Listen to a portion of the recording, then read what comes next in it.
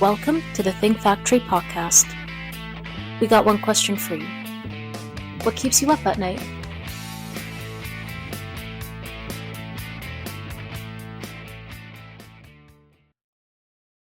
Welcome to the Think Factory's Workplace Podcast, powered by OGC Solutions, the podcast where we explore the ever-evolving landscape of workplace dynamics.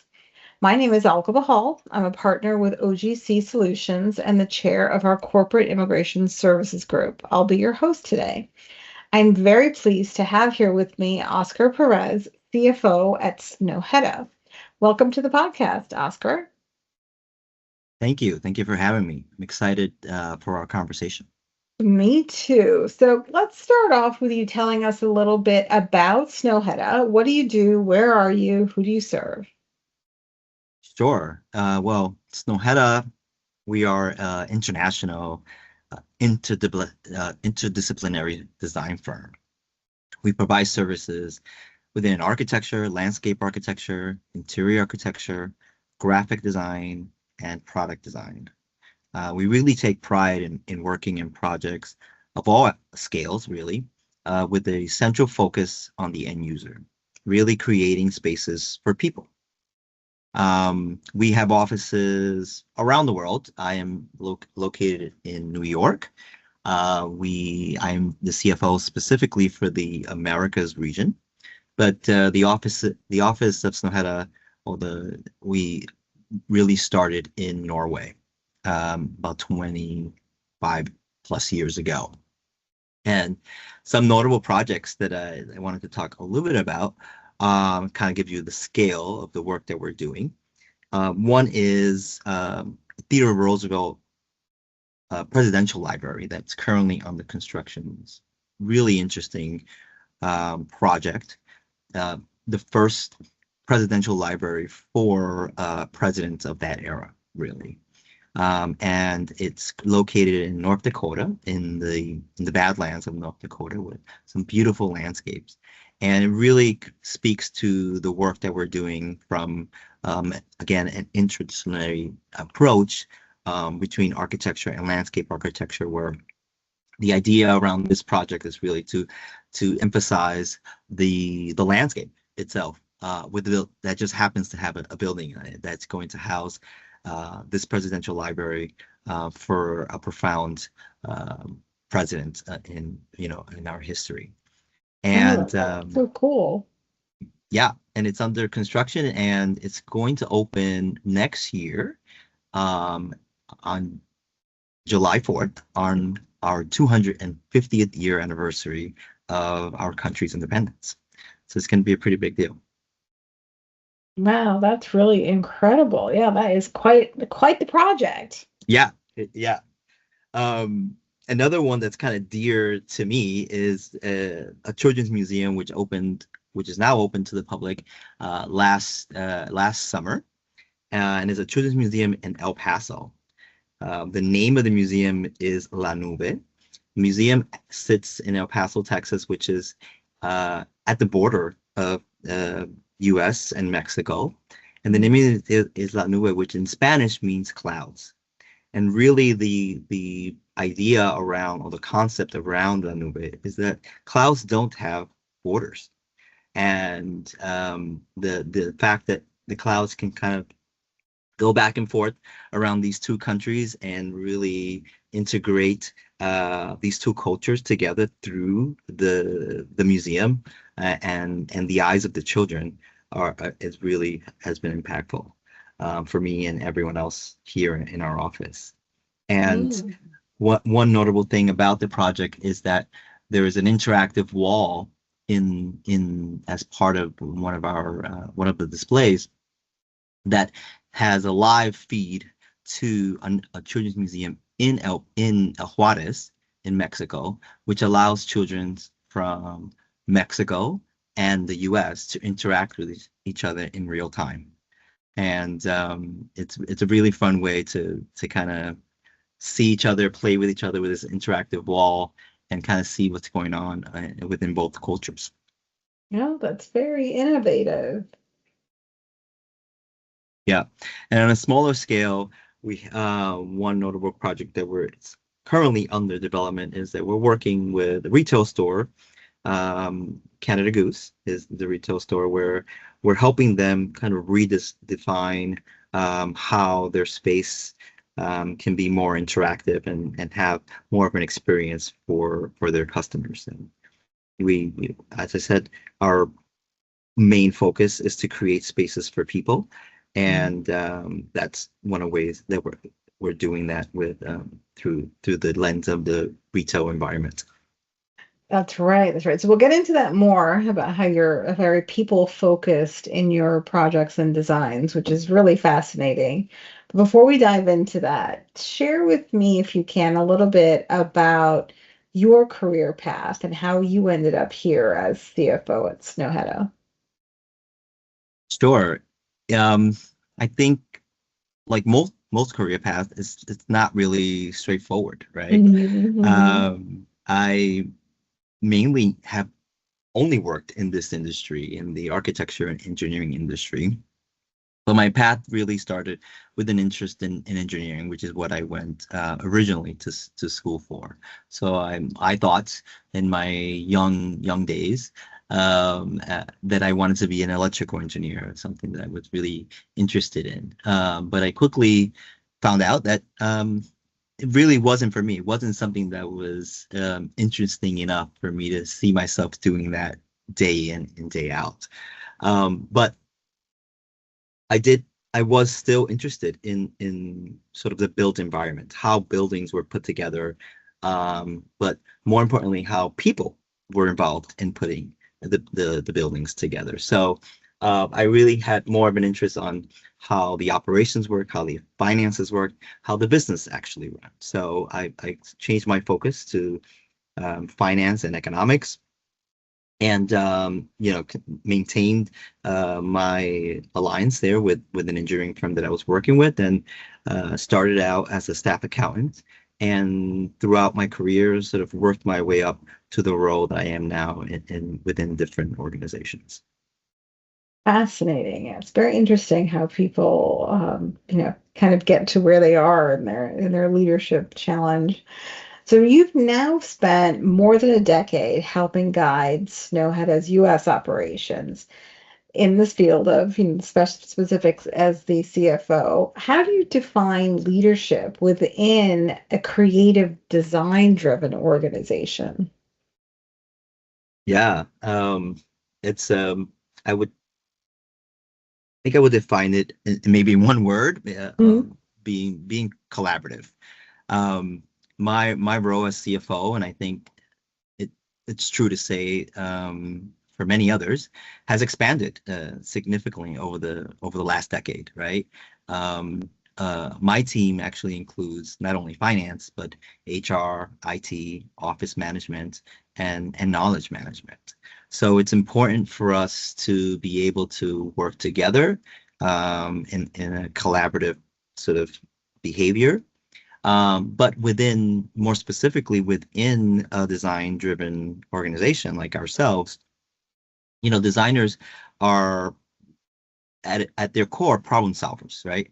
And it's Mhm. essential for collective buy-in on matters that impact how people perform their collective duties. So I think having the ability to collaborate not only with my team from an operations standpoint, also being able to collaborate closely with the designers and our staff that can understand how the work that they're doing impacts the business and how the business impacts the work that they're doing. Yeah, so now your role has really expanded. It's touching virtually every part of the firm, although I imagine there is a common thread of finance and financial insight throughout.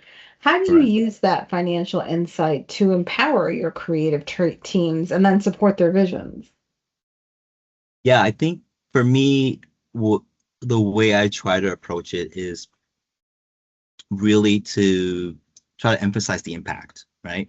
The impact on what they're doing, again, how that not only affects their projects from an effective standpoint, but from from ultimately from a bottom line standpoint within their projects, and try for them to understand how not only is it about their own specific project that they're working on, but how it affects the overall health of the company. And again, we try to be not only focused on bottom line effects, but also how decisions affect people within our organization, or how they would affect people that are ultimately will be the end users on our projects. Yeah, very interesting. So Snøhetta has projects and teams all around the globe. What are some key considerations and challenges when managing this international footprint and moving personnel across countries? Yeah, well, it's interesting. I think one of the first things is it's really understanding our cultural differences, right? How do we do that? And how can we leverage our strengths? Because we all bring something different to the table. Although we have, separate legal entities around the world, Mhm. we operate under one brand and share common values. For us, it's very important that our design values are integrated into our design process, but all the while also considering the local context in our individual offices. So again, it's really about how can we leverage what we all bring to the table, and how can we emphasize um, sort of in each of our strengths. And one of the concepts I would say that we try to live by is a concept that we call transdisciplinary approach, right?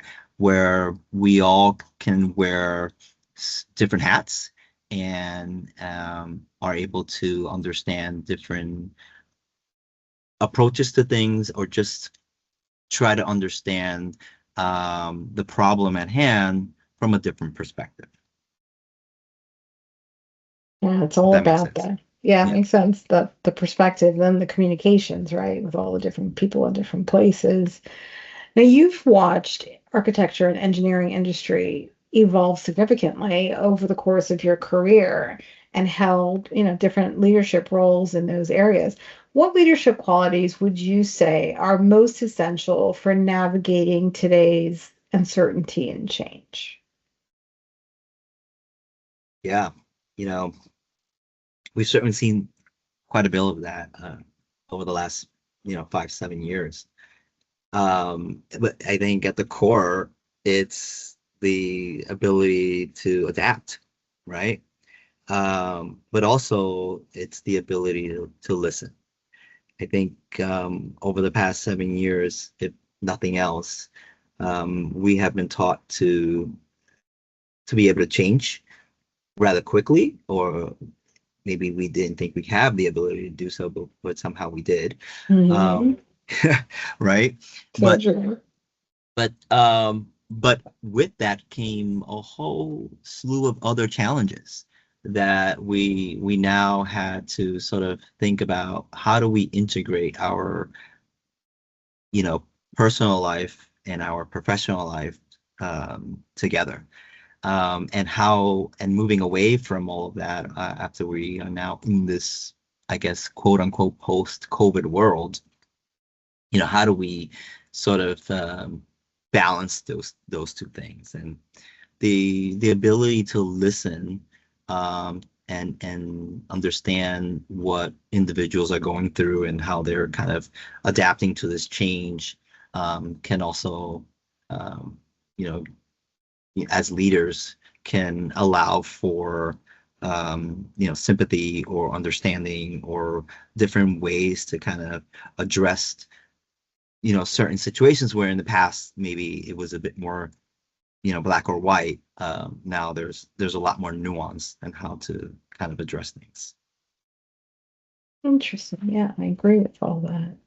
So, in your role now, you are managing both people and performance. How do you cultivate a culture where teams are empowered to take ownership and innovate, but with responsibility? Yeah, it's it's it's difficult, I think. Fair, very fair to say. I think one of the things that we certainly like to embody here at Snøhetta, it's the ability to challenge the status quo, right? Again, I talked a little bit about our transdisciplinary theory to allow ideas to come from any team member without the sort of the constraints of our expertise. We celebrate this concept in our office and in our culture. And I think the ability for folks to be able to really sit around a table and collaborate with each other, it is important. And it gives them the ability to understand again what they're bringing to the table and how their own ownership around any given task is what can or will impact change or have an impact on whatever it is that they're doing. Obviously, I think one of the things that's important to point out is that in this post-COVID world again, that ability is being challenged a bit. The act of our team members for our team to sort of collaborate has evolved. And the ability for all of us to sit around a table with colleagues has changed, really, and potentially eroding the effectiveness of how we practice. So I think this is something that we will continue to kind of monitor and hopefully be able to adapt again to how it best serves not only our staff but the organization at large. If there's one thing we learned out of COVID, it is adaptability, right? And that we can do things we never thought possible. Yeah, we have superpowers. Yeah. They say necessity is the mother of invention, and that is certainly true here. Yeah. So many leaders, many thought leadership, we talk about leading with purpose. What does purpose look like for you? Yeah, I think for us, again, it's really our focus is our people, right? Our focus is our people within our culture, how we provide opportunities for growth for our staff members, and how how the staff has the ability to have control or drive that change. So we really focus on the needs of our staff. We focus on the needs of learning and how technology perhaps is sort of evolving and changing the way that we learn, the way we adapt those particular skills onto our processes, and really try to fold that in how we all sort of work together. And of course, that again, I kind of sound like a broken record here in terms of COVID and the impact of COVID. But again, that is something that has created a challenge on how you can do that effectively in if I put on my CFO hat, in a cost-effective way. Absolutely. Yeah. Yeah. I wouldn't look at it as being a broken record. I would look at it as a common theme that's pervasive. So what's the future look like for you? What are you looking forward to in the next, in 2026? Are there any particular growth or expansion or challenges that you're anticipating? Yeah, I mean, well, that's a loaded question. We obviously external factors are big concerns, right?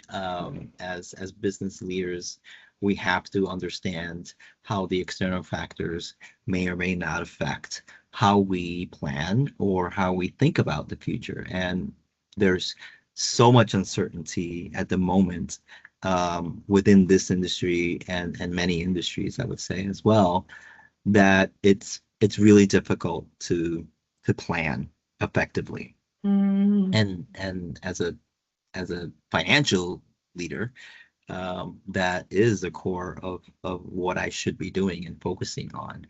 And it definitely is a major challenge as we close out this year and begin the next year. I can only imagine that uncertainty. It's very difficult to build in uncertainty into plans. That's correct. But again, you have to adapt.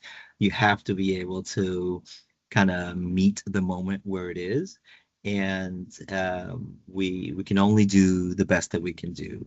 We can't plan for all of the uncertainties, but you certainly can have provisions around them and try to give yourself some buffer to try to navigate what you think may happen.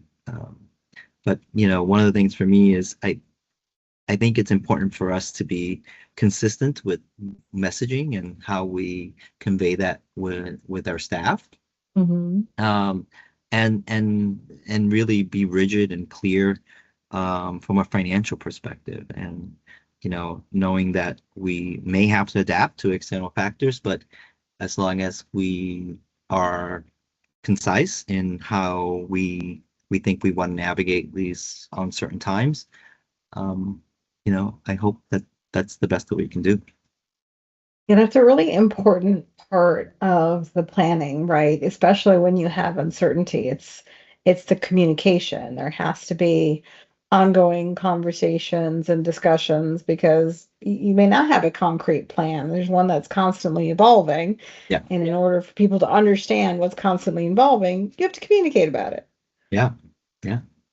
Although we are one exciting thing that we're doing is that we are moving our offices to a new exciting space that it's a bit more creative and a bit more a bit more of a space that we can call our own. Oh, that's so exciting. And so I think everyone's excited about that, and I'm sure it's going to bring a lot more energy into the space, and then it'll give us the fuel that we need in order to really combat those, external factors, hopefully. Yeah, hopefully. Well, that's fantastic. That's a big project, but very exciting. Yeah. So, Can at you this point imagine in time, how? Sorry, I just wanted to just. Can you imagine having a room of designers think about how their next space is going to look like? Yeah, to design their own next space. I can imagine it's going to be incredible. Wow. So at this point in time, if you could go back and give your younger self one piece of advice, what would it be? Wow. That's a great question. I don't know what that young kid, who knows what he's actually thinking. I'm a native New Yorker. I grew up in Brooklyn, New York. My parents came here from the Dominican Republic, and I don't think that one of the things I guess that any immigrant parent kind of wants to instill on their kids is that you got to plan things pretty early in your life. You want to, this is the path that you want to take. This is the kind of career that you want to do, and you work towards that. And if I had to give an advice to my younger self, is to not allow for that to be your focus, to not be so rigid, to allow space for exploration. Life isn't a linear path. We have to be able to learn from each of our experiences. And in fact, each experience is really a springboard to the next. So I think that's what I would give my younger self. I like that. And there's that theme again. Flexibility, adaptability, kind of learning as we go. And I think that's so true. I think a lot of us, or as we grew up, we thought, we make a plan, we go X, Y, and Z, and we're going to end up where we want to be. And none of us, no one that I have ever interviewed on this podcast has followed, a straight line path to Yeah. get to where they want to be. Although we are all quite happy where we are in great positions and in wonderful leadership roles, but boy, did we take curving paths to get here. Yes. Right. But it defines who we are, right? It really allows for us to grow from a personal level and a professional level. So I think So true. it's important. It's very much what they say is true, right? It's the journey. It's not the goal. That's right. It's the journey. So, do you want to share with our listeners before we get to our very, very last question, a little contact information? Where can they learn more about Snøhetta and maybe get in contact with you? Sure. Yeah, so Snøhetta, we have a website, www.snøhetta.com. I encourage you all to go visit our website and explore the different projects that we have built and have going on at the moment, and really be able to kind of immerse yourself within the projects that we have. For myself, I'm available on LinkedIn or through email. My email is oscar@snøhetta.com. Terrific. And I encourage listeners to go to the Snøhetta website. Some of these projects are just really incredible. And what you said, Oscar, about having this theme within the company as being people focused, it really does speak through the work that you do as well, where all the things and the buildings, the structures that you design are very people focused. So it's really, really amazing. Yes, great. I'm glad that you're able to kind of take that away as you navigate through the different projects that we have on our website. Absolutely. So before I let you go, I do have one last question for you, and that is one question we did not prepare for, but it is our traditional last question on the Think Factory podcast, and that is, what keeps you up at night? So many things. So many things. I think I have a two-pronged answer to this question, because I think as humans, we always have two sides of our brains working. You have your personal side and you have your professional side. Correct.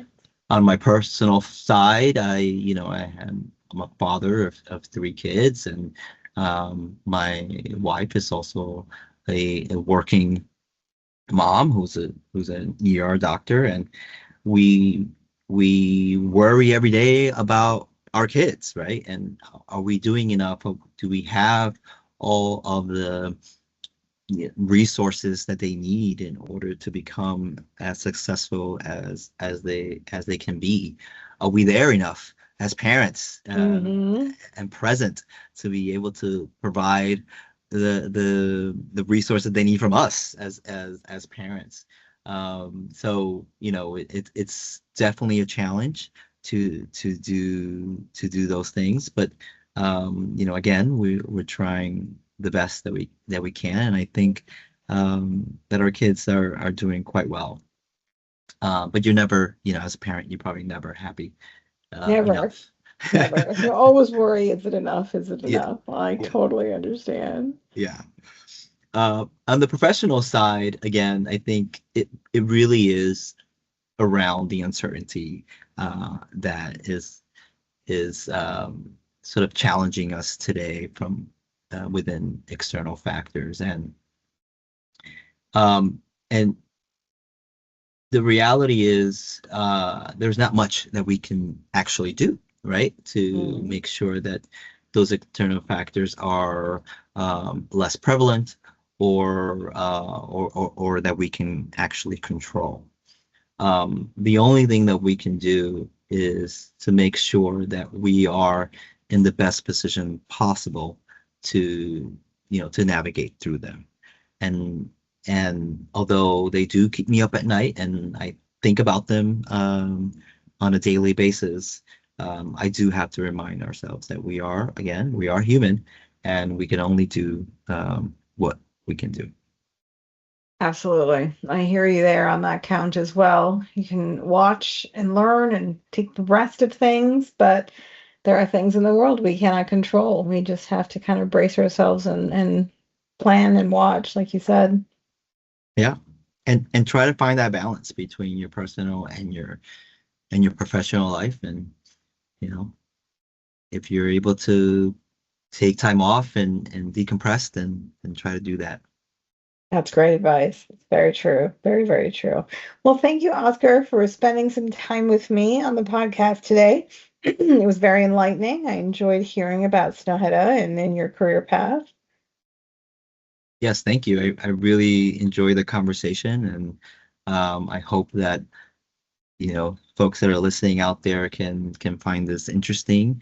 And again, thanks again for having me on. Oh, it was my pleasure. Thank you, listeners, for joining us for this session of the Workplace Podcast. I'm Olga Bahal, signing off. Until next time.